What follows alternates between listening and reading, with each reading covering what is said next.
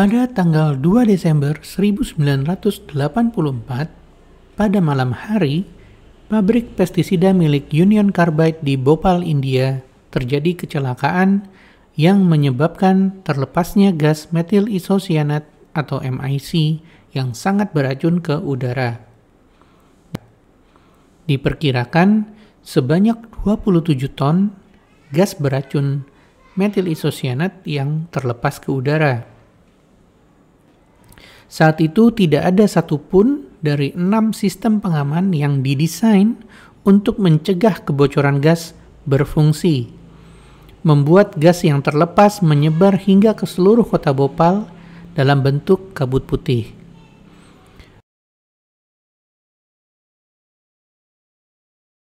Penduduk Bhopal kala itu sekitar 900.000 jiwa. Diperkirakan lebih dari 580.000 orang terpapar gas beracun tersebut. Hingga kini, lebih dari 25.000 orang telah meninggal akibat paparan gas tersebut dan lebih dari 120.000 orang masih menderita berbagai penyakit akibat dari paparan gas tersebut.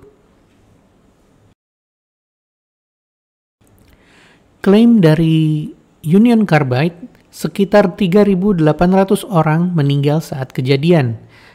Namun menurut petugas yang mengangkut mayat dan membawanya dengan truk-truk, hingga petugas pemakaman dan pembakaran massal saat itu, diperkirakan setidaknya mencapai 15.000 mayat yang mereka kelola.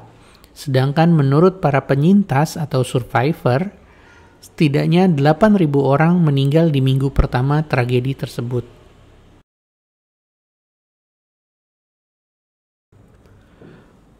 Walaupun lahan kota Bhopal dinyatakan bersih pada tahun 1998 atau 14 tahun setelah kejadian, namun hasil penelitian pada tahun 2002 masih menunjukkan tingginya tingkat pencemaran di sana, baik pada tanah dan air tanah, juga pada air susu ibu yang menyusui.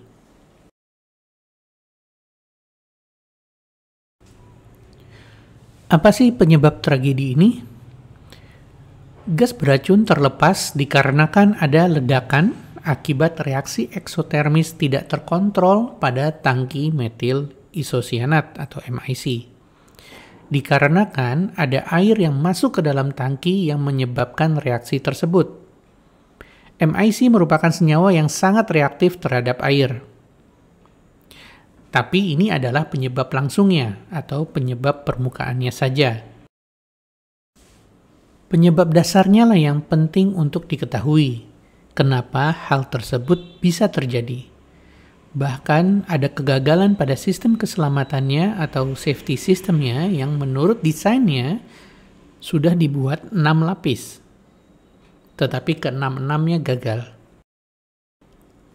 Ternyata dikarenakan masalah keekonomian, yaitu penjualan pestisida di India yang tidak begitu memuaskan, dikarenakan kekeringan ya, sehingga penghematan drastis diberlakukan di pabrik oleh manajemen Union Carbide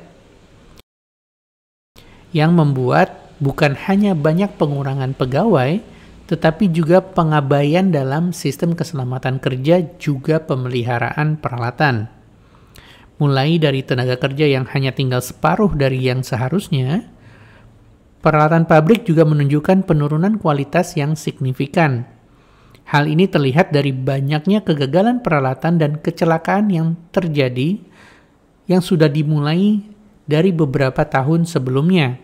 Bahkan sempat ada beberapa kali terjadi kecelakaan yang menyebabkan kematian atau fatality di pabrik akibat terpapar gas beracun yang bocor. Gejala-gejala akan ada kecelakaan besar sudah terlihat dengan banyaknya kejadian-kejadian kecil yang sudah terjadi. Bahkan sudah ada kejadian fatality atau kematian yang tidak bisa dibilang kecelakaan kecil lagi sebenarnya. Namun tetap diabaikan oleh perusahaan, tidak diinvestigasi secara menyeluruh, dan tidak diperbaiki hingga ke penyebab dasarnya atau root cause-nya.